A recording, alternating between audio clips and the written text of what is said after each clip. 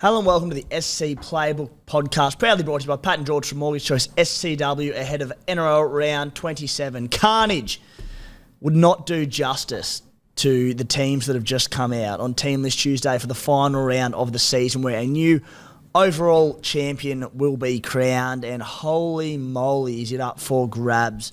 It is absolute bedlam. I'm your host, Tim Williams, to get through the final week of the season. My first guest, 2021's 91st place finisher back in his glory days, the Supercoach Spy, who I've noticed a bit of kick in his step, which we'll get to later, Spy, but how are you? It's definitely not carnage, it's a bloodbath. It's a bloodbath, all right. Bedlam, mate, just type into Google names, it'll be appropriate. There's a spring in my step, sorry. Cause that's what I was going for, spring. We got there. Yeah, I've been Googling too many words in the lead up. I've got 18 players. That's a joke.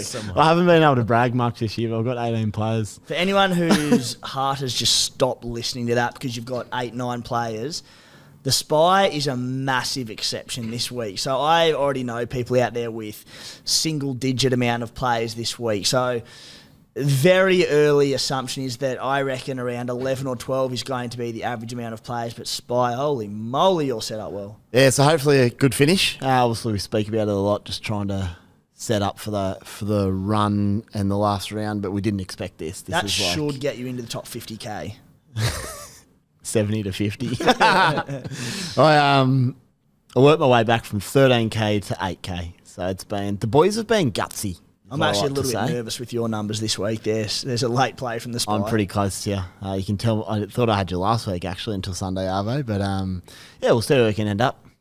Yeah, we've got a strict no Joey Manu mentioning rule on this podcast, and I know a bloke that's going to enforce that with me, Quantium CEO, Bulldogs director, former top 30-odd finisher, I'm going to say, 2019, Adam Driussi. Ads, how are you, mate? Good to have you back. Good, mate. That feels like a long time ago at the moment, but yeah, unfortunately, I don't have 18 players this week. I think I've got 14, including a couple of blokes I was not expecting to get a run. So there's going to be some very weird Supercoach team players running around this week. I just had a look at a couple of the teams in the top 10, and there's some squads running around where I think blokes are getting a run that they were not expecting. So yeah, it makes for an interesting week. Looking forward to doing the numbers later this week to exactly quantify the damage. Yeah, we will have the data coming later week on the SC Playbook website. Just let you know exactly how short teams are running. Let's get to the big news of the podcast. First, up front though, Spy, Jack Howarth is in for the Melbourne Storm. Thank Christ. Jackie Howarth, the myth. I didn't know he was real. But he's been, no, that's a lie. I watched him play. He'd never been cited in public, Jack Howarth. He was just this Supercoach myth. I watched him play New South Wales 19s last year. He's awesome. So be good to see how he goes. Like, as much as there's a lot of guys missing this weekend, a couple of blokes I'm looking forward to seeing how they go up in the big leagues. Now, the Cooma Stallions last week, 1,157 points. Things were all going pretty well, and I brought in Scott Drinkwater for Latrell. I brought in Koula the Cherry Evans for Nico Hines. The weekend really, and you could say season. I won't say season because it had unfolded before Saturday afternoon. However, Saturday afternoon, all set to loop, Scott Drinkwater, and I was quite busy Friday night. So I spoke to the Spy, my go-to man to run things off, run ideas off, and the Spy had told me that Brendan Piakura had been elevated into the starting side with Pat Carrigan being out. So I've gone, sweet, Piakura was my AE concern. I had 18 players. I went, I'm all good. 5 minutes before kickoff, Nick Moon, I was with having a beer, weekly of the Monday, the weekly wrap, tells me, no, it was, who was it? I'm confused now. It must have been last year or something. Palacia. It was Palacia, not Piakura. So I've gone, shit, I'm going to get Piakura, who's going to play 20 minutes against the Raiders. So I went, no, I won't. And I wasn't too disappointed about it. I thought I was pretty high on Joey Manu. I thought he was going to tear the Tigers apart. And ads, just like yourself, mate, when Joey Manu went off 20 minutes into that game, only to see Joseph Suaalii storm home. Yeah, God, it was just like the only silver line I took from it was that, I wasn't in the top 100. I wasn't going to win the thing anyway, but, that was tough. Mate, I had, that is tough. I mean, I think, you didn't have Cleary as VC though, did you? I had Drinky for his like 125 or killed something. it. So I had it all locked into So we Lou. could have done it, yeah. Well, I had Dallin as captain and then changed him because I saw you guys all had Manu in your side. I thought, okay, yeah, I didn't think about Manu. So I switched to Manu. Then I was furious. But then Dallin was worse even, wasn't he? Is that... Yeah, I Just think wasn't our he week, almost mate. got Just less. wasn't our week. Not to rub salt into Manu, but it's the first time I'd seen him really, really look good from an athletic sense on Saturday night. He was striding out. He looked quick. I didn't even get to the point of messaging you boys and being like, Manu looks on because he was gone by then. It was Um, gut Thanks, wrenching. mate. There may not have been salt, but it was something similar. Yeah. Something similar. I don't think it got mentioned that Timo actually called me at the same time and said, what do you think we'll do? We're having a chat. And he's like, I've got some fullback options. Scotty does look good, you did say, but you were keen to potentially trade. Was it Nico Hines last week? Well, I had to because I had to dodge the Piakura Yeah. 15 or whatever he got against the Yeah. Raiders. And we were chatting, you're like Hughes or something like, mate, honestly, I'd go DCE. And Mate, I was always keen on DCE. Let's be he was fair. about third on your list when we spoke, so suddenly he's number one. So I might have kept you in front of me with that little shout. Jeez, he's crowing in your free Yeah. guys coming 10,000. Yeah, putting words in my It's mouth growing. while we're at it. Anyway, that being said, guys, Supercoach, you win some, you lose some. The luck will turn around. I'm still waiting for it to turn around, but you don't get them all. I do feel for the poor buggers who were in the race for the overall glory, or all those people in head-to-head grand finals who had Manu. They're the ones that it really stung. So it doesn't matter. Big drop, though. Dropped to 6,400 overall. Guys, the Unlimited group, $1,000 up for grabs if you win the SC Playbook Unlimited group. Here come the Bears. Glenn into fourth place overall. 86 points off top spot. So I'm not sure how he's set up this week, but right in the hunt for overall glory there. The leader overall is the Wolfpack, led by Sam. He's the man to run down. Also, the SC Playbook League, the treble is not happening this season, unfortunately. The leading leagues, SSX, they're a tick under a 1,200-point average for the season. They're just ahead of SS Playbook's Daddies, who I am riding home. They've gone against us this season and they've turned it on. So good luck to those boys. Secret Society, they're leading the 20-man leagues with an 1,195-point average. Now, on today's show, we're going to go through the key takes from Team List Tuesday. That'll take up the first 3.5 hours of the episode. We're then also going to look at, Ads has got a few stats around the top 20 ranked teams, the trades they've got left, money in the bank, all sorts of things, how many numbers they've got, most important. So we'll have a quick chat about that. We're going to have a look at a few potential rule changes that we'd look to make a move on next season. The Spies fired up about that. Instead of going through players individually in the best buys, we're going to name our top 3 highest scoring players for the round each. Paddy and George from Mortgage Choice SCW stop in for a quick chat. They refer to themselves as basically the Tohu Harris of podcasting. So, mate, great listen there. Are they going to turn up then? Well, they're here, they've been. It's been recorded, so unlike Tohu, they're turning up this week. Bit of a captaincy deep dive and a few fun listener questions to wrap things up this week. Next week, myself, Spy, Clementine Cassidy will be back for a season wrap-up.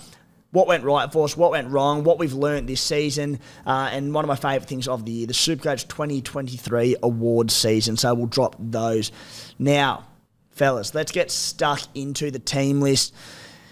Basically just going to rattle them off game by game. For the Broncos, the key outs, Katoni Staggs, Payne Haas, Reece Walsh, Farnworth, Mann, Walters. There's a ton of them.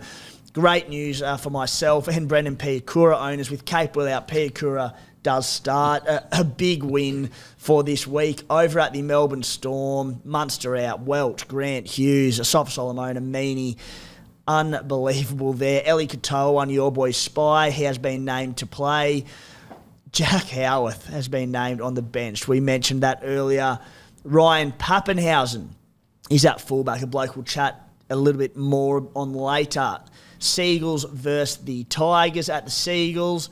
Probably nothing, no Ruben Garrick still. Spy, he's out for the remainder of the season. A big one adds, Johnny Bateman at the Tigers is out, owned by 40% of the top 1% of Supercoaches, one that we probably didn't anticipate coming. Yeah, no, I think over 50% of the top teams have got him, so that's a big blow to that 50%. Those that don't have him would be stoked. I saw young Josh Filady's making his debut. I know his dad Richard, so congratulations to Josh. He's a pretty good young player, that kid. So Speaking of Origin 19s, this year in 19s, he looked unbelievable, that guy. Yeah, he's a tough it's kid. exciting. Yeah, his dad's the CEO of an insurance company, Allianz, so he's a good man. Over Stefano Utokumanu also out for anyone who does own him at an absolute blockbuster game. This one, Rabbitohs Roosters, likely for a top 8 position finals football. Tyrone Munro is out. Isaac Thompson is in on the wing with Tane Milne dropping out, so a blow. 70 to 80% ownership amongst top-ranked teams, Tyrone Munro, so hurts a lot of us, but in that being said, he hadn't played for over a month anyway, so probably not a major one there. At the Roosters, James Tedesco returns at fullback. He'll have to pass concussion protocols, but should be good to go there. Spy, the man we just mentioned, we did have a ban on him, but Joey Manu has been named at centre. Apologies if the voice goes, I should say. It's a bit of a flu pot of my own, Spy. You had one earlier in the year. Yeah. Joey Manu, it was a very minor hamstring strain, which almost makes it worse. I'm kind of like, Joey, just do it properly if you're going to kill me like that. But they are giving him every chance to play this week. It's a big call, isn't it? It's got to be every chance he plays about 7 minutes. But, I mean, if it's We'll Joey take it. Manu, Joey Manu, must-win game. If they've got the cover for him, then I can understand why you trot him out and see what he can do. NRL Physio had a really good on his podcast during the week, and he was saying how if it's earlier in the season, like they wouldn't have a need to bring him back because there's risk of missing more games, but if the Roosters lose, their season done anyway. So they're like, you can come back from it and play, just the risk of aggravation is very high. So they're like, you know what, roll the dice. So hopefully Joey Manu plays, and look, if he plays 7 minutes, he could be on 100, Joey Manu, with what that bloke's capable of on his day. Dolphins and Warriors. At the Dolphins, Spy, I mean, he was always going to be, but Lemuelu is playing. Nothing too much else of note there. At the Warriors, though, the big one, some of the restings we saw coming this week. At the Warriors, though, I saw Dallin Watene-Zelezniak as the first person my eyes went to in this side as an owner, and I went, out, shit. To follow, Adam Fanua-Blake, Chance Nickel-Cookstad, Luke Metcalf, Shaun Johnson, Tohu Harris, Wade Egan. Holy moly, that was the big one for the week, Spy. Oh, it's Saturday, 3 o'clock. I was all set up. The beer's already cold in the fridge. I was ready to go settle in for SJ. It's looking a bit different now, isn't it? I'll still have a beer and watch the footy. It's just a different sort of verdict on things. It's almost too soon to talk about it. I've got 3 of those blokes. It's just too soon to I was two to process. I was 2 in Tohu and Dallin, and I feel like I've gotten out of it well. Yeah, well, because I got Chance, and Chance has been so good all year. So for those of you who own Chance, he's been so good. And then the first week of the semi-finals, he got a 15 or something, which knocked out a whole bunch of teams who had him. And now he's... Yeah, I haven't been a Chance owner, but he feels like Brian Toto to me, who for the most part has been great when he's been out there, but he's been rested in 3 really key weeks this year against real soft opposition. I'm kind of like, has he been good or not? And a couple of HIAs. As long as he takes the field this week, then he's been good. The Panthers have named near enough full strength to what they can in this game. Isaac Tungo's on the extended bench. Spy, if the Broncos knock off the Storm, they've got the minor premiership. Could we see some Panthers resting if that's the case, do you think? Definitely could. Whether we wheels up to Ivan, I know they've obviously been under par recent weeks, so you might want to sort of build some momentum into finals. But, I mean, if you're playing for nothing, it's probably those guys in the pack, like you got Fisher Harris, Isaiah Yeo, those sort of fellas, that they're the ones that could get a spell and a freshen up before finals. Cleary never seems to rest unless he absolutely has to, so I feel like he might play. And given he's playing with Cogger, you're going to need to form a partnership, aren't they, before finals? So I expect Cleary in, which is a reason I thought Shaun Johnson might play. He's got Tamari Martin back. I guess they probably played together a little bit before, but it's just that risk of, do you play someone and risk injury, or do you forge that combination heading into next week? So I thought similar with the Melbourne Storm around Grant and Munster in particular resting, with Pappenhausen back for his first game starting for the year, that they might want to just get these combinations going. At the same time, they've probably just gone, you know what, we've played enough football together, we know each other's footy, we don't need it. they're good, yeah. And, mate, so many blokes will be carrying little niggles. Yeah. And so I reckon if you can... There'll be blokes in that team that have got niggles. I just think if they can give them a week off, they'll give them a week off if they need to. So, yeah, it'll be interesting to see what happens after that first game, but wouldn't be surprised if a few of them get rested. I will say, Ads, and we'll talk about the Supercoach relevant rule changes that we may be eyeing off a little bit next season. Just a few ideas to throw out there to Supercoach headquarters. But I do think the AFL system of end of the season, end of the regular season, I should say. They have a week off, then it goes into finals. Because no one wants to rest 2 weeks in a row. So they play them all. They have the week off. They freshen up. Full strength to end the regular season, full strength week 1 finals. It just makes sense, doesn't it? Either that or give people 7 trades in the last round. From a Supercoach standpoint, 7 just give us bonus trades. Yeah. 7 bonus A trades. wild card last round in Supercoach where you pick your best 17 from the guys named. Over at the Dragons and Knights, not much going on at the Dragons. Over at the Knights, though, Dane Gagai has been rested. Cop that guru. Kalyn Ponga is out as well, expected to be good for week 1 of finals. Phoenix Crossland is out, for anyone still owning Phoenix Crossland. Greg Marju is the one here that is one of the about 10% that don't own him. I was hoping to see off the team sheet. I did note that young David Armstrong has been playing some good footy in New South Wales Cup, according to the stats anyway. Can play wing or fullback, so maybe a late inclusion for there. However, Greg Marju spy, as it stands, playing for the Knights, and owner's very happy about that one.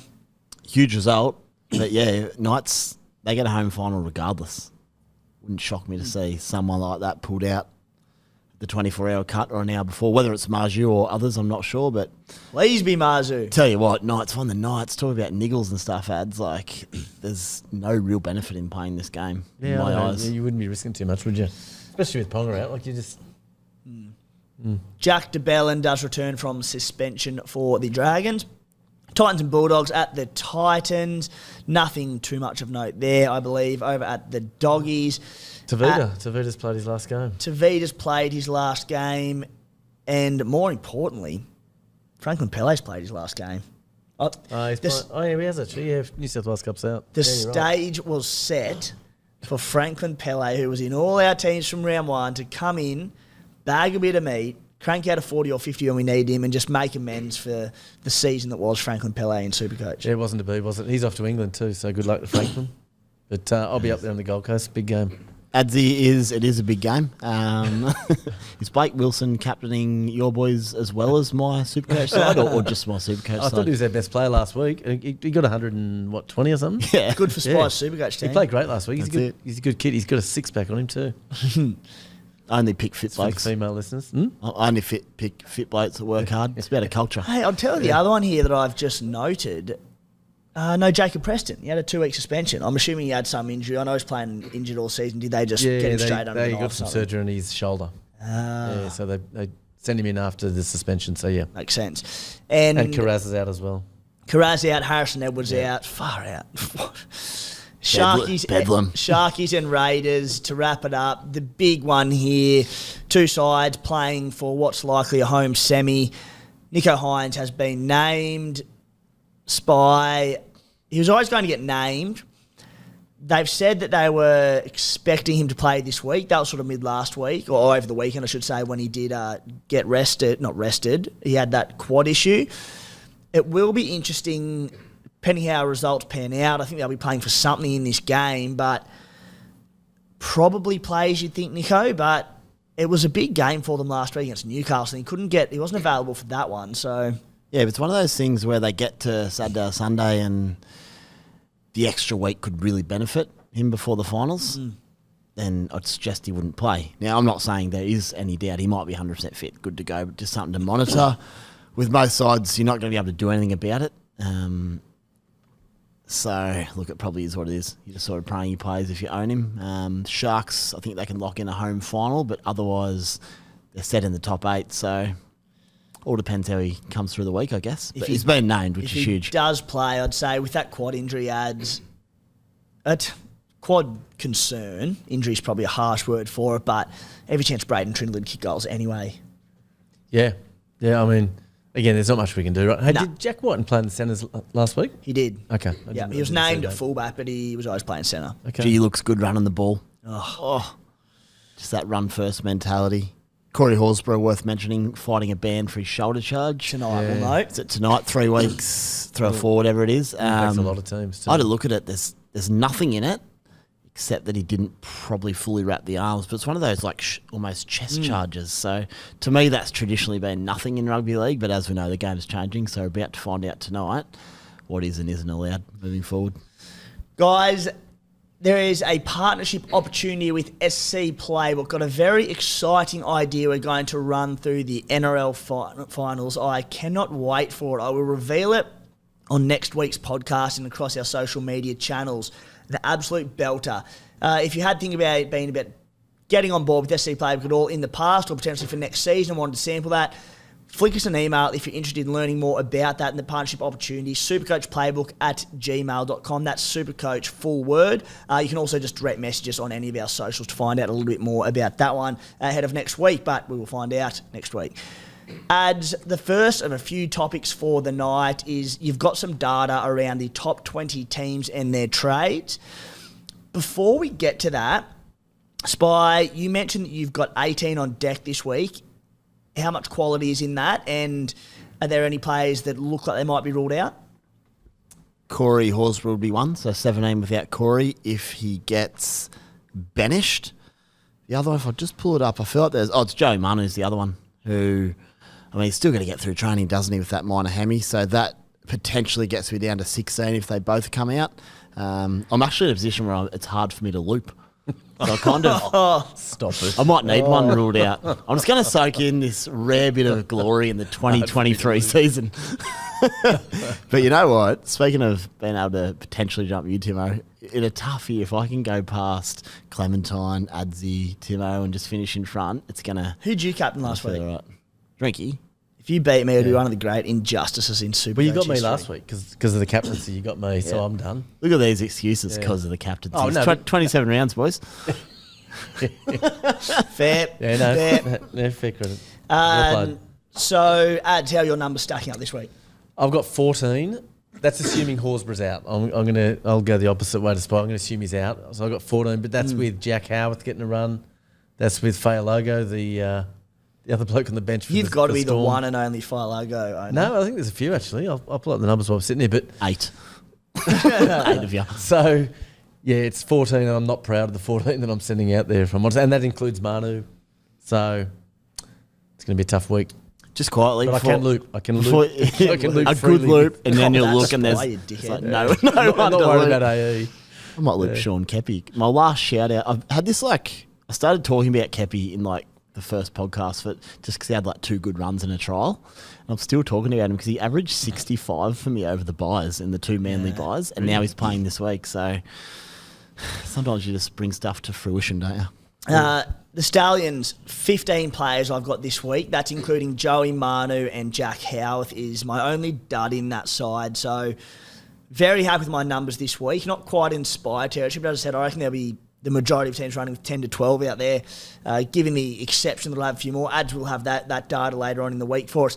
Ads, the top 20 teams. Talk to us about those guys and potentially girls in there. Haven't looked at the names this week. All right, so I've had a look.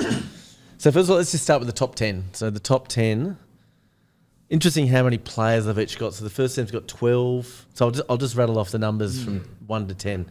12 players, 10, 13, 14, 16, 11, 16, 10, and 9. So you're going to see some movement in the top 10. Yeah, so we're looking about an 11 or 12. So the poor bugger's coming 10th. He's had a great season. He's got 9 players left. He's not in great shape. Yeah. But the guy with 16 coming 6th and the guy with 16 coming 8th, or the person, they could, they're only 200 points behind. So 4 extra players. Those That's sides on probably 200. 16. They're a chance. And, mate, you're not going Team to give 6 and away 8. how many trades each team has because you don't want to do them any injustice going into Correct. this final week.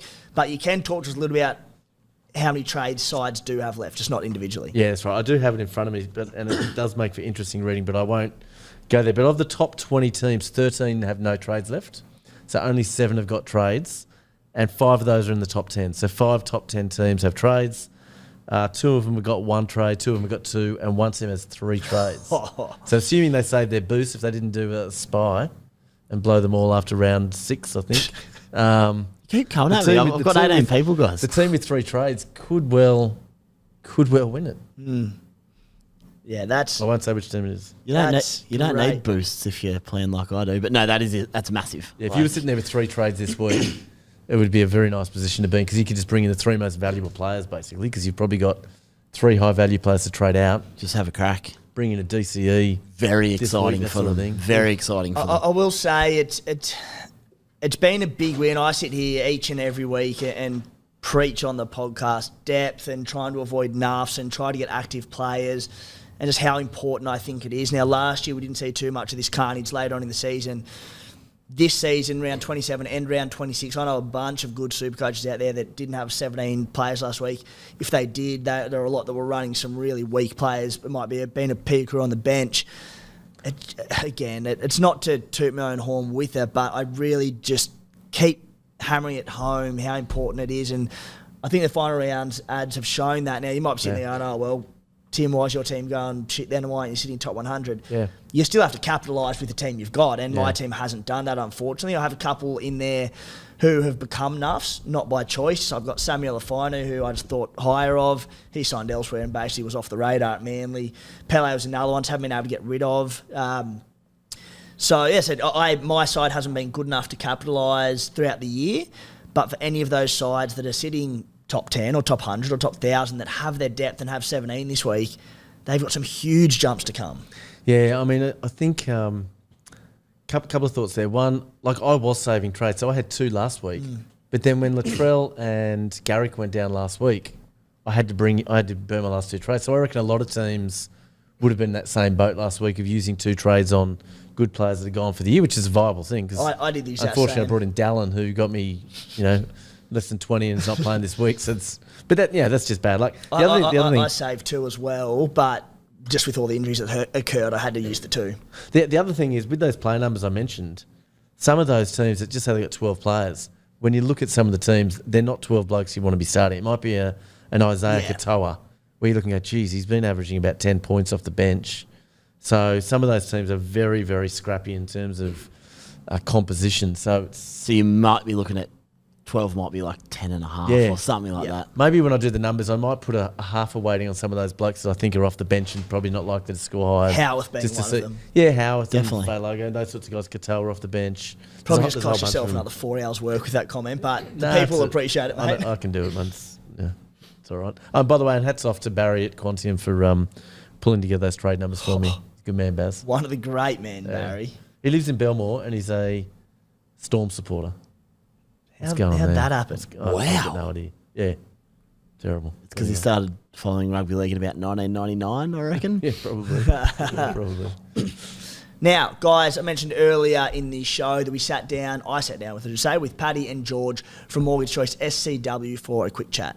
Warm welcome back to the SC Playbook podcast. Paddy and George from Mortgage Choice SCW. Boys, let's get straight into the nitty-gritty of it, the important stuff.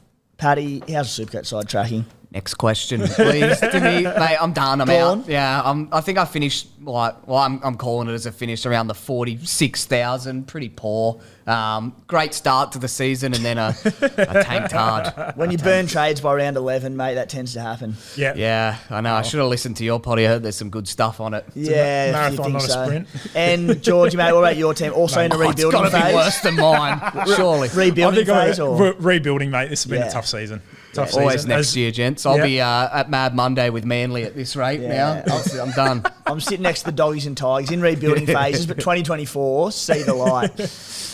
Now, fellas, I've been touching on the podcast the last 3 or 4 weeks. You've launched your own podcast, That'll Teach Ya. Now, it's a hard one to get across the line and to get it into people's heads because it's based around education, informing people, teaching about different sort of things.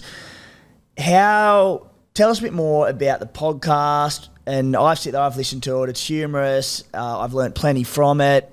It's not dry. How would you describe the podcast? It's never dry if George and I are on it. There's a good bit of banter.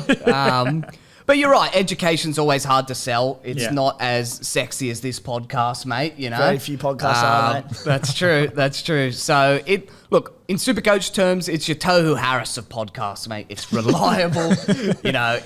You never regret listening to it. Bit of value for money. Yeah, it's just good. Yeah. It's just a good, solid podcast. Yeah. Not the most enjoyable to watch, but by God, does he deliver? It delivers, mate. And you walk away going, thank God I did it. Yeah. That's what I mean. And it's pretty much like it's not a massive focus on finance just as well, Timmy. Like we've got gym owners, we've got a dietitian coming on actually next week. Episode's dropping Thursday. Yeah, Saw it. that episode's really That's- good. Cost of living's a big issue at the moment, Massively. so they're Yeah. going through how to maintain nutritional standards Yeah. while on a budget. You know, So it's a variety of stuff. The main focus is stuff they didn't teach you in school. Just Yeah. trying to get across all. The one I mentioned and it was with financial planner a couple of weeks ago and trying to sell it and say, worth a listen and that. Yeah. It's about merging super funds. I'm like, it sounds so dry, but It's I not the same. came out of it, I'm like, I'll just save myself a few grand. Happy days. Yeah, So- definitely. It's just to get you thinking about it, mate. That's all it is. And It's- Georgie, where Yes. can we listen to that? pretty much anywhere you listen to your potties. So any of the big ones, Spotify, Apple Music, Apple, Spotify, all the good stuff. Where all can they that. find your socials? TTY_ the podcast is our handle on Instagram. But yeah, even find us through Pat and George. Lovely. And boys, we've also been hammering home the last month or so, trying to get in the heads of first home buyers. You mentioned education, whether people are ready to buy, whether they're looking at doing down the track. It's about giving the information they need to get into the housing market. Paddy, incentives is the one that's caught my ear and that have come up in the recent financial year. Tell me more about that. Mate, one of the biggest things with first home buyers that they struggle with is saving a deposit, right? So while these schemes are really good is because the government have got 5% deposit scheme spots. Now, if you want to know more about that, we can have a chat, shoot us a message. Definitely. But basically, it's really good. If you can't save the full 20% deposit, that scheme's really good for you. Along with that, they've got stamp duty exemptions. There's a couple of other little government grants that you may be eligible for. So, that's what we're really focusing on. It's all part of that education piece that goes hand in hand with our podcast as well. And a ton of, I often speak to you, how we going, boys? People, the Playbook listeners, calling through and flicking you a message and say, yeah, they are. And a lot of them chat through and they go, no, they're not in a position to get into the market or anything, but you just have a yarn with them, don't you? 100%. Oh, mate, Like yeah, a lot, and that's a lot of people that we deal with and come to us. It's all about setting some goalposts up and figuring out how to achieve it. Might not be something you can do right now. And as soon as but we it's- start the conversation and they say they're ranked higher than me, I hang up on them. No, but we love the Playbook listeners, Yeah, and quite a few of definitely. you come through, and we've set up those saving plans as George has said, and I think they've gotten a lot of education from that and value as well. Just so if you're thinking I'm not ready yet, but you want to have that chat, still get in touch with us and let's get a plan in place. Definitely. Speaking of value, $129 for a consult, unless you listen to the podcast. It's a free consult, Geordie. So there's people that go through and they don't end up linking up with you or doing anything through you. It's free. You can Correct. listen to it. And, mate, 100%. where can people get in touch with you? Yeah, definitely. As per usual, Pat and George _CW. It's our handle across Instagram. And mate, in the show notes, of course, I'm sure you'll pop our details in there. Yeah, Give us a call. the article's on the scplaybook.com.au, on the definitely. website, the emails are on there, the phone number, all that. As you said, if you're on Instagram, flick your message there. Yeah, it's just easy, mate. We'll get back to you as soon as we can. Boys, thanks for coming on. Thanks for Thank you, having us, mate. Timmy. Cheers. Cheers to the boys for coming in and having a yarn to us. So reach out to them if any of that is in your position. Go and check out their podcast as well. Now, boys, as I said, instead of going into player-by-player analysis this week, when we're doing that, you're looking at 2, 3, 4 weeks into the future. There's one week this week. The other thing is that because nearly every side, barring Spy and the odd person here and there, is running less than 17, and there are a bunch of players you can trade out, you can pretty well trade in a player from any position in your team. So what we're doing is we're just going to have a look at the top scoring players that we think this week. Now, we're going to leave out Nathan Cleary because he's just a pretty clear one that you throw in the top 3. Dave Fafita is another one with a great matchup against the Bulldogs. We're going to leave him out of it. So, Spy, I'll start with you.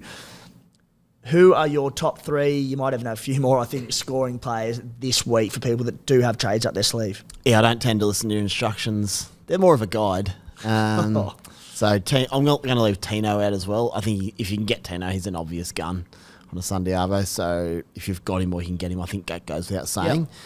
I suppose, especially, I mentioned you can get players from anywhere, but front row is a real problem position at the moment, particularly if Corey Horsburgh loses tonight.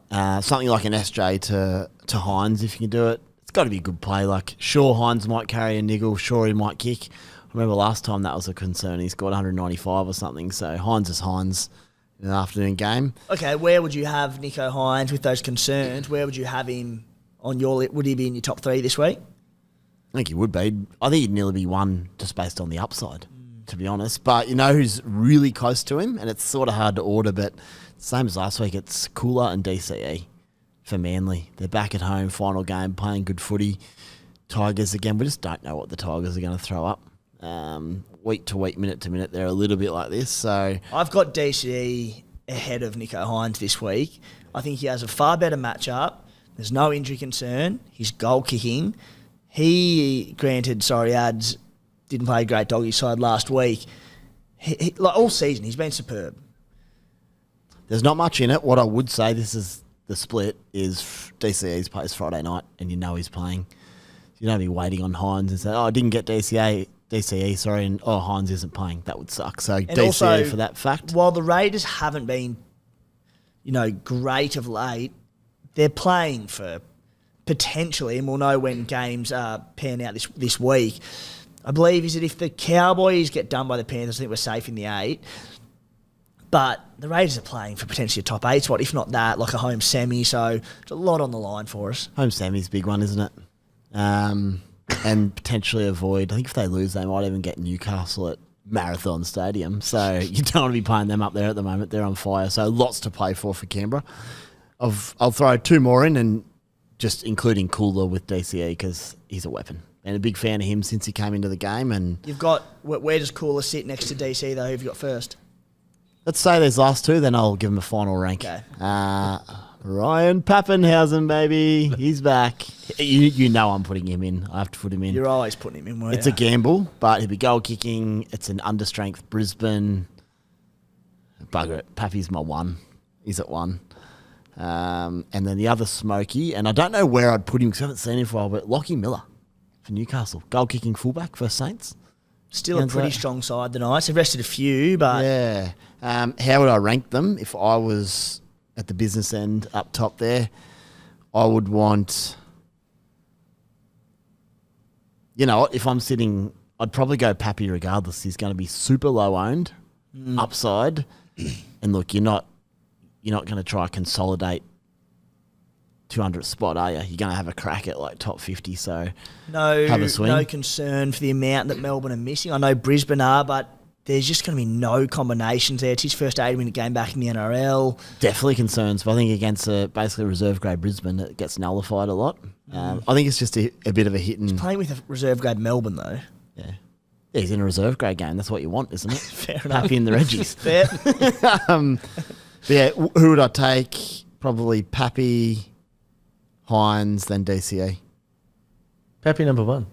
Yeah, above DCE. I do love him. Really? There could be some bias here, and I'm also not top 100.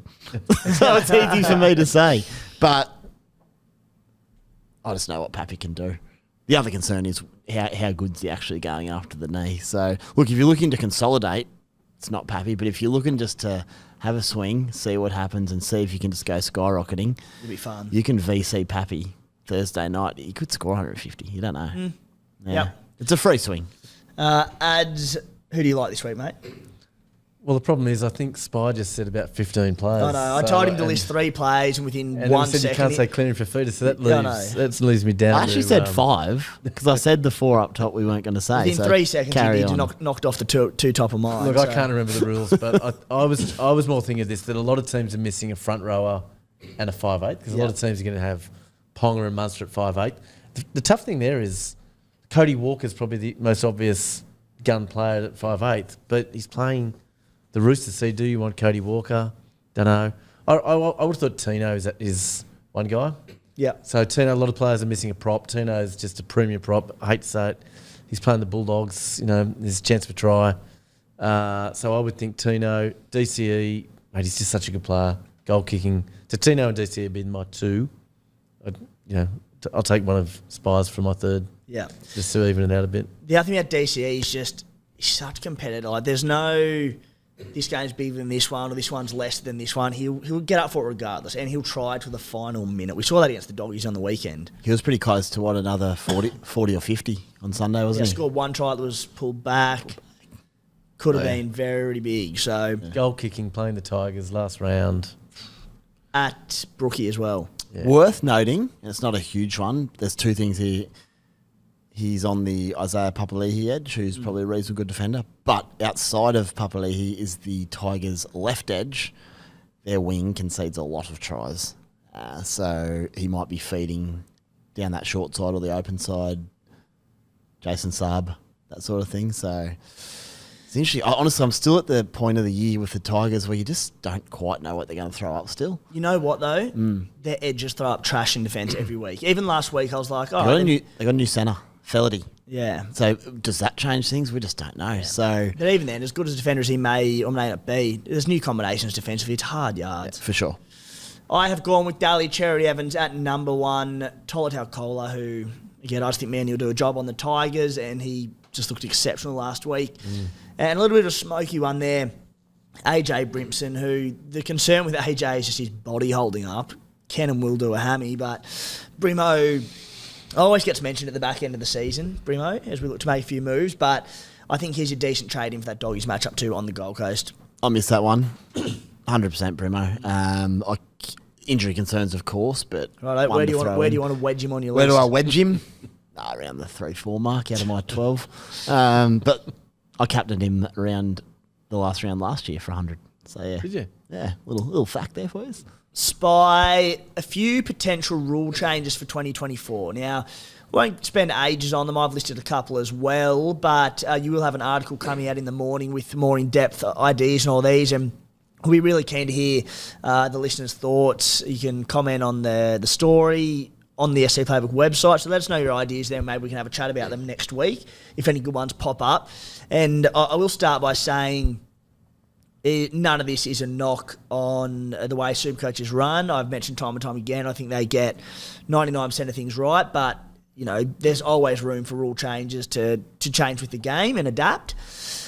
One that I wanted to give them a shout out for this year was bringing in that you could play your grand finals in round 26, because the default was set to round 26, and anyone who's left their grand finals was this weekend. It's just going to be a shit show for them. So fair play. Great eyes up super coaching from those at Supercoach HQ. Just before we get to that, Kempy and the Bloke in a Bar crew bringing out budgie smugglers this week. Absolute corkers. You've got a bunch of different colours. You can get them at the Budgie Smuggler shop online. So jump on and get your Bloke budgies. I've got a pair of my own. Can't wait to flaunt them at Cronulla Beach with my sloppy They rig. are crackers. I got the budgies out last Saturday, actually, down at DY.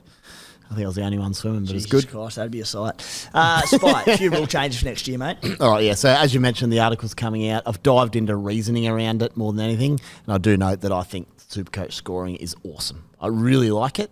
A couple of things I just want to amend. One thing in particular, I've got some ideas after this, but my biggest one is the auto emergency overhaul. My reason for it, I want to remove the disappointment of a bloke doing a hammy or getting a HIA 5 minutes into a game. They're on 2 and you go, well, that's ruined my whole week.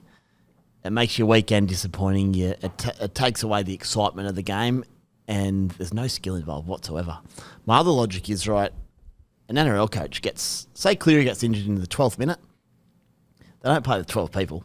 They bring on a replacement who might not be as good, of course, but they get the benefit of that, and that's what we try to do. We try to replicate coaches. They get a few HIAs. They bring in the 18th man. Exactly. So we try to replicate it so it makes sense in that regard.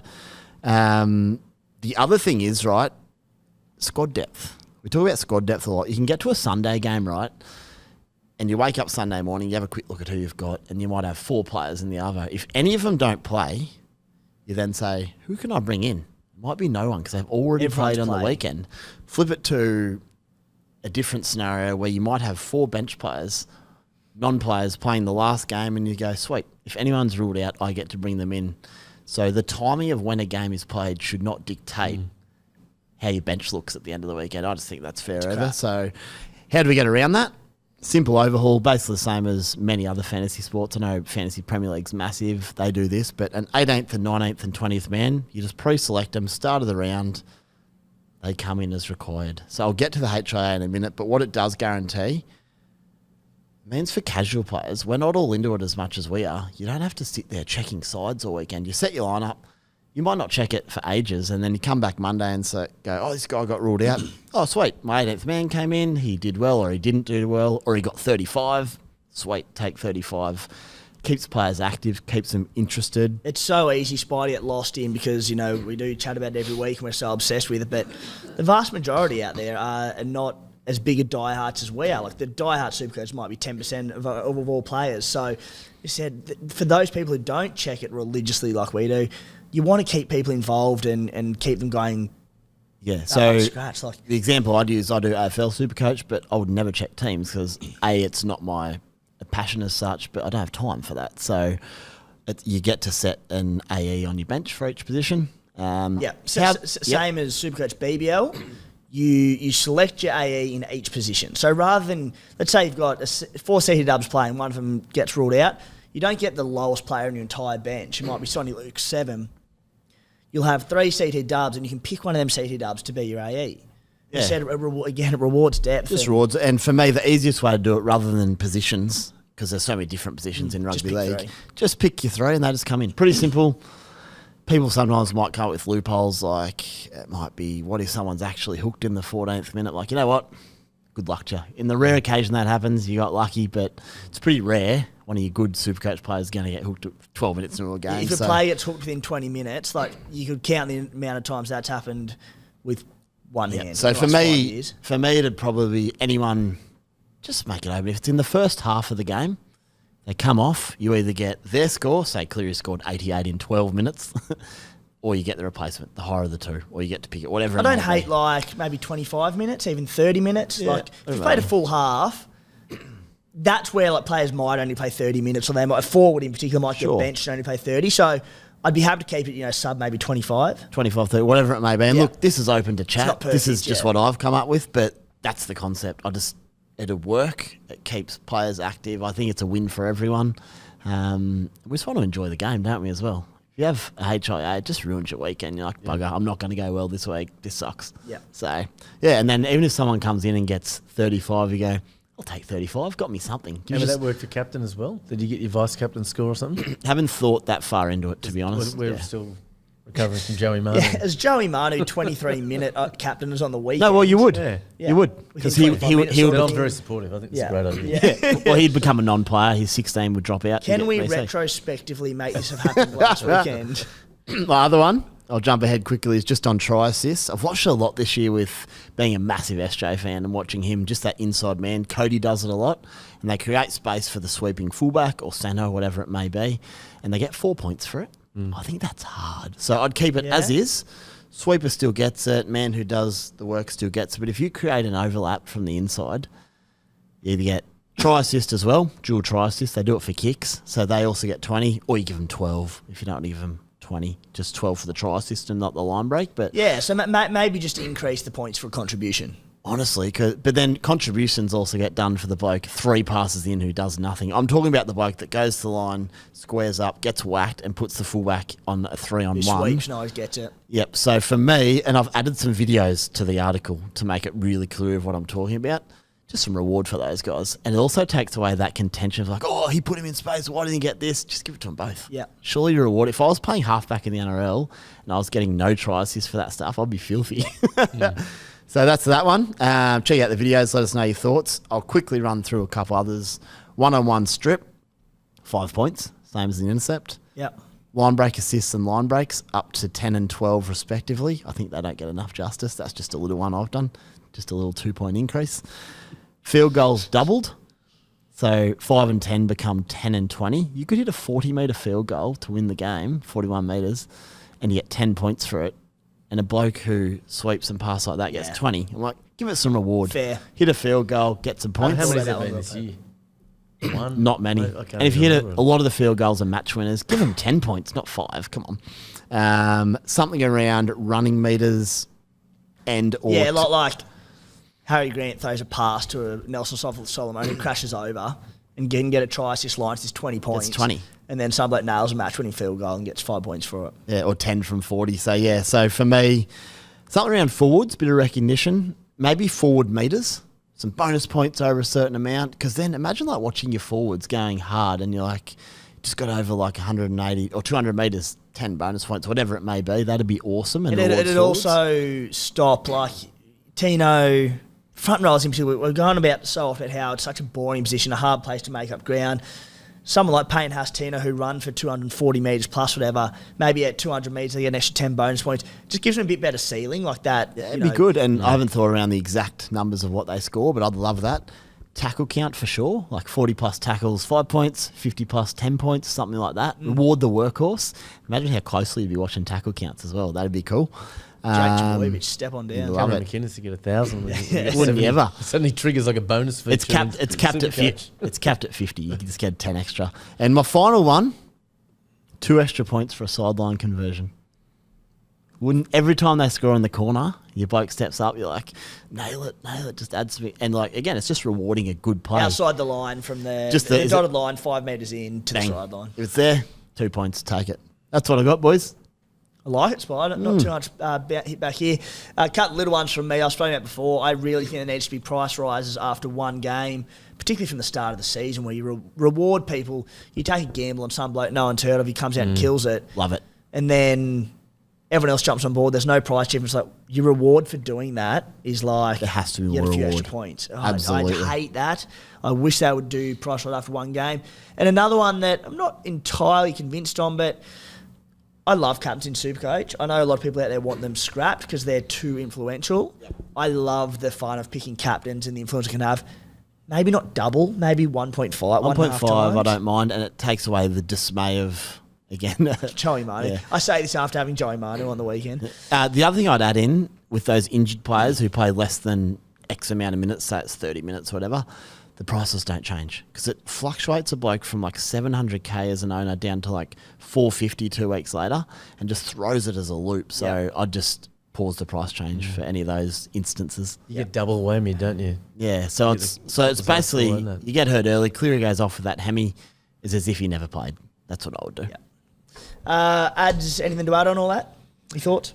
No, I think the one that I was really thinking was a one-on-one strip because it's such a huge play in a game, and at the moment you get nothing for it. So that's one. I guess the other one would be if they actually scored the kick and gather. They actually awarded it. Yes. Like it's So, in theory, it's the points, but on that, it's barely any happened all year. kick, Yeah. any kick that gets regathered by your team in a non-try scoring situation, like those chip and chase or whatever it may be, just give it. Don't make it so But at the moment, difficult. they've barely given it all year. Right? Joe, who got one? Who? Connolly Lemuelu a few weeks ago. Did he? I just was looking through his scores. I'm like, Just another arsey spy moment. It's just I didn't play It's him. just random at the moment. It's like I only played him the nights he got knocked out. As I said, the article will be up tomorrow. Give us a few thoughts. If you have any rule changes that you would like to see, or if you disagree with any of that, comment on the article, bottom of the story, and we'll chat about it next week. Round 27, trades and skippers. None of us have got trades left, I believe. No, No, I used my last 2 last week, so I think we all Same did. here, yep. Yeah. And then skippers. That is a big one this week. Ads, I'll start with you, mate. What are you thinking? oh man, I haven't even looked. I was just you have a counting- look. Counting my numbers. You have a look. I'll go mine. Yeah, you go. You talk. As I said, I currently can't loop very well, which is the only downside of this. Sorry, boys. I actually mean that because I would like to loop. Are you counting, just say, Manu and Horsebray in your They're numbers? 18. So if one of those drop out, I go to One of them 17. drop out, So you let's assume they do. Ideally, I would VC Nathan Cleary, and then I could keep Horsburgh, for example, on the bench and loop him. But if it's Manu, I can't really loop him. His first game. It gets awkward. A lot of my bench, those Warriors and Melbourne players all play quite early. So it makes it a little bit tricky. Awkward, but ideally, I'd like to VC Nath Cleary and captain Fafita Sunday Arvo. Have a bit of a crack. Yeah, I think Fafita could go on a tear. Yep, he could. If I can't loop, it's going to be a decision out of those two boys. I might have a swing at Fafita. I'm leaning towards Daly Chevins as my vice captain. Obviously, him and Nath Cleary, two big ones, but Ches playing early in the game's a good one. And I just love that where I'm sitting, he's just such a pod skipper for me. To be honest, even if I was up high or whatever, I would still lean towards Cherry Evans over Nathan Cleary. I just think he's a better play this week. And then my captain at this stage, David Fafita, but again, a bloke who will probably be a pretty popular captain, fairly highly owned, so maybe a little bit weird with that one. But Ches into Fafita, but I'm backing Ches to come home for me. Ads, what are you thinking? I don't have a lot of options really. Probably I might VC Fafita and Captain Hines. I don't want to. It's hard. I don't really want to captain Fafita because all the against my guns own are out. team. Yeah, You're sort of a bit limited. that's it. And like I've got jokers in my side, so yeah, Far longer. yeah. I mean, he could If he was, Give him the armband in week 1. Why not? Is this the week that we suddenly use Sonny Luke as a VC? oh my 50 God. minutes? Nah, Not really. It's written in the stars, isn't it? Sonny Luke like a ton this week. Guys, the SC Playbook podcast is partnered with Better this season, producing markets of our own. Last week, Scotty Drinkwater, 60-plus fantasy points. Tick into a Kyle Felt double, $7.20. Felt only scored 1. He bombed 1 10 metres from the line. This week, Koula the Cherry Evans, 60-plus official fantasy points into a Tolotau Koula try. No odds for that one yet. The market will be up shortly. We'll have that in our YouTube description. We'll also send it out later in the week. If you are following along, please use that link as it lets Better know that we sent you. What's gambling really costing you? For free and confidential support, call 1-800-858-858 or visit gamblinghelponline.org.au. Now, let's jump into a few listener questions before we wrap it up for this week's podcast. Spy, start with you. One from one of the biggest legends in the Supercoach community. Not even one of. Only could be number one in my eyes. Supercoach Sponge. Who is winning this year? Clementine Casti or the Supercoach Spy? And what is the loser wearing to the SC Playbook Mad Monday event? Apparently on Twitter, though, one of us is going as the Baywatch girl. It was Pamela Anderson. So I hope it's not you. I know who everyone's cheering for, which means actually everyone's going for me in Supercoach, which is nice. We'll pay you to throw it, Spy. No, I need to win. Oh, you need to win. Yeah. Right. Where's this being worn to? A Mad Monday event. Well, if we have one, Well, we might have to line. I think line something up. Magic Round next year. Next year. We'll tee something The up Spy strutting down Caxton Street in a Baywatch outfit. with a whiskey in hand. I was gonna say she's done, but I know she got one trade in hand. Actually, probably sounds ridiculous, but I need Corey Horsburgh maybe not to get let off because she would drop one and I'd go to 17. Then she would be done, but I should have her. How much are you up by? Like 13. Bring in DCE, Clem, She's and captain him. That'll scare the Spy. Yeah, that would terrify. Yeah. That's the play, Clem. Get It's in. not DCE over. captain. The sports bet markets still have us a chance for 450. Matty Ryan, shout out as well. He's having a big year, Matty. He's off over in Europe, in the Netherlands, in the Dutch league, killing it over there, but he's having a big year. So Matty might have the entire Matty's Playbook killing team. it. So he's looking good. I've actually just checked Better, and Clem's actually 5-10 on Better. That's pretty good odds. So I wouldn't get on it if you want to lose one of it. Yeah. Next question from Thomas Rumble. Hey Tim, did Joey Manu have Supercoach cursed by Tim Williams in his income insurance? I sure hope so for his sake. Basically, whatever I do with Joey Manu in future, just avoid Do it. the opposite. Because he will end your season. There Can you go. claim that on tax or something? There must be something. I should be able to. Yeah. Just like Joey Manu could. Question from Tim Meffam. No guarantee Nico will play even if named. Should I trade him in just in case or use the money elsewhere? I think what that question to me, and I've been meaning to bring it up early in the show, but like I think if Nico was out, a great trade would be Nico Hines to Koula the Cherry Evans. But because he's an active number this week, not just an active number, playing that last game of the round is so tough. So what would you be doing in that situation, Spy? Trade him just in case. So he doesn't have him. Tim He's saying he thinking, do I bring doesn't have him? Yeah. Mustn't have him. Bring in Cherry Evans and then enjoy it. I think just play safe and go. Look, I'm saying Cherry Evans are scoring this week. I'm saying get Hines, but just be aware he may not play. So it's like it's how risky you're feeling. But I just got a feeling about Hines. Oh, DCE could kill Tigers. Yeah, go Tigers. I think Ches is Go the the option Tigers there. clash. DCE, do it. Question from Jay Toa. One trade left. Ponga to Teddy, Pappenhausen, Drinky, or Koula. I'll start by saying Drinky's very popular trading this week. If Penrith, I think it's about the third most traded in. I would reverse that if Penrith run out the team they've named because in Penrith they're near enough full strength. What do you reckon, Ads? Out of those options, who's your pick? Gee, that is a weird. Let's assume teams run out as named. Yeah, well, I couldn't pick Drinky against the Panthers, so I'm with you. I couldn't pick Pappy as much as I love him. I don't think we've seen enough to say he's going to do what Spice said. Teddy's playing against the Roosters. I almost think Bunnies. Koula. Against the Bunnies. I'd almost pick Koula the way he played last week. I can't believe I'm saying that over those three fullbacks. Yeah, I like Koula as well. Wow. Jamie, Pappy or Koula. Come back to me in a sec. I'm just checking what the points total is on the betting markets for that game. I wasn't asking you anyway, mate, but I can come back if you want. Question from Jamie Eade. Adds the Spy's busy over there and he's brushed us. So, pod captain. What do we think of Jermaine Asako captain against the Warriors team without their guns? I will say that VC option, yes. The Warriors squad is still really good. It is. I was thinking the same thing when I saw it. I was thinking, geez, it's still a pretty strong side considering all this. Look, I got Asako wrong at the start of the year. So I saw a question before, what did I learn this year? What I learnt was go with current form, not your previous views of players. And Asako was one I got badly wrong. He just does it every single week. I think he's a pretty decent VC option. I probably wouldn't want to go him straight captain. I still wouldn't trust him enough, but I think he's a solid VC option against that side, even though that's not a bad side. I think a good one there, as you mentioned, that go on current form rather than hit past form. Going on past form, particularly the year prior, is fine, but one that I probably need to learn is there has to be a sample size of when you go, all right, that is in the past. Yep. There's been enough games here where you go, it's a new player or it's a new team, whatever it might be. So Asako, instead of death ride him going, he's got to go downhill, he's got to go downhill. Maybe go 5 games, he's averaging 80 across all those games. Change your mind. Yeah, I just didn't adjust quick enough. I didn't adjust quick enough to Asako. I didn't bring in Reece Walsh early enough when he was killing it. And again, Reece Walsh is just a better player than I thought he was at the start of the year. I thought he was a good player. Happens to be a gun.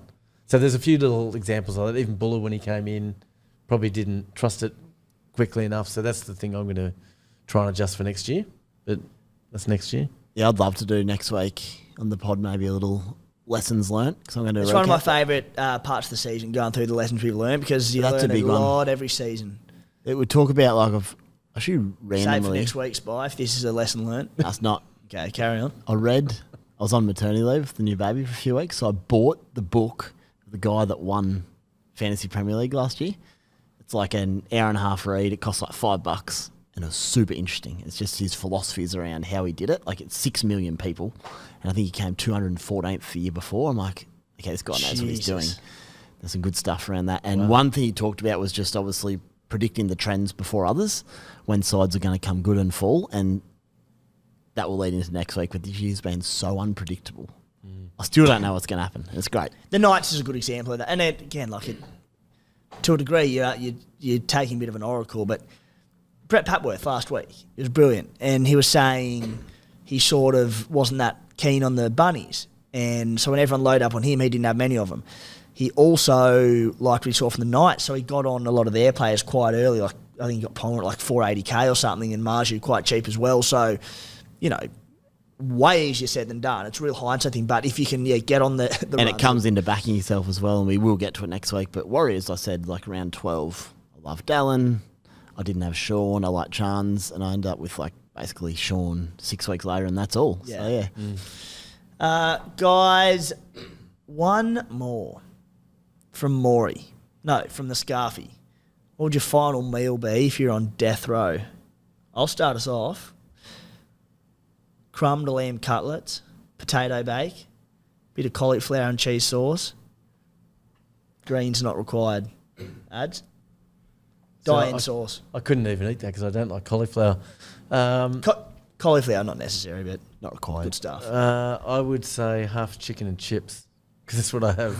I have it about 3 times a week as it is. Why change the routine? and I love it. So I'd be happily have half a chicken and chips, char grilled Charlie's. Gravy? Nah. Gravy. Chicken salt. Yeah, okay. Yeah, right. I saw another question about what's your favourite fast food. I have to sometimes go to nice restaurants for work. I would rather go to McDonald's than say Nobu. Sorry to Nobu owners and investors, but I would rather go to McDonald's than any fancy restaurant. Anyway, it's my favourite restaurant. Is it so you've got it? There's a question there. So I'm not a fine eater. Hungry Jack's, KFC, McDonald's. Yeah, Mac is KFC, Hungry Jack's for me. Yeah. Spite. You can't just throw that at me. That's a tough question. I do this yearly, and I change my mind around a few different things. I'll tell you next week because I always combine it with a dessert combo. Yeah. I'm going to have to have a think about it. I know I like my data, but do you know that KFC is only the 14th biggest, I think it was 14th biggest fast food chain in the US? So something like Chick-fil-A, I think, is 7th. Yeah, we right. don't even have it here. Never heard of it. So it's nice if you go to the US. But KFC is only 14. Whereas in Australia, it would be number 2, I would think, behind Macca's. Yeah. KFC. In terms of size, sales and everything. KFC, I'm that far and hungry. above, and the go-to meal, large zinger box, wicked wings, supercharged sauce on the burger. Tower burger, limited edition when it comes out. They'll Always ask good. if you want mayo and your supercharged sauce. You say yes. All right, guys. As I said, we are back next week, as mentioned at the top of the show. But for anyone is done with Supercoach and SC Playbook for the season, thank you for the support this year. SC Playbook, the general Supercoach community, goes from strength to strength each and every year. So such a pleasure for us to be a part of. There will be more SC Playbook content coming throughout the finals through next week, awards, wrap-up podcast, a few other things in mind. That opportunity, it's an absolute ripple. I think people will love throughout the finals, which will be announced next week. And, of course, Supercoach Playbook Cricket will be back ahead of Big Bash and the wider cricketing summer. We're going to really expand into that this year, podcasts, articles. We've got the defending champion in Supercoach Big Bash has won 2 years on the trot, Andrew Langley. Unbelievable. A part of the SC Playbook cricketing team this season, which is so exciting. Gun. So we've got that. So go and follow SC Playbook BBL across Twitter, Facebook and Instagram. We did break that off from our regular SC Playbook page late last season, so looking to build those ones up. Ads, last time we'll see you this season, mate. Thanks for everything. No worries. Thank you, boys. It's been fun. Been frustrating season Supercoach-wise, but it's still good fun, eh? A very frustrating rugby league season. Stop. For a As number of Bulldogs- reasons. As a Bulldogs man, but I haven't heard a thing you've said for 2 minutes, man. Think about a Hungry Jack's double bacon cheeseburger. Drive home.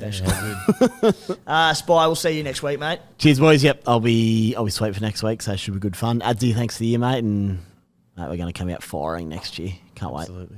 Righto, guys. Thanks for tuning in, and good luck in round 27.